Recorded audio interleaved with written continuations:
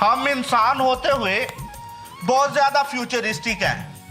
Futuristic in a sense हमें कल की परवाह है। हमारा आज जो है, जो नेमतें, जो बरकतें, जो फजाइल खुदा ने हमें आज अता किए हुए हैं, उनको एंजॉय करने के लिए हमारे पास टाइम ही नहीं है, वक्त ही नहीं है। वो खुदा होते हुए भी हमारे बारे में सोचता है और बेटा होते हुए भी हमारे बारे में सोचता है। तो आए अजीजों, आज खुदावंद खुदा से ये फजल मांगे कि हम भी हमेशा अपने बारे में सोचने से पहले दूसरों के बारे में सोचें।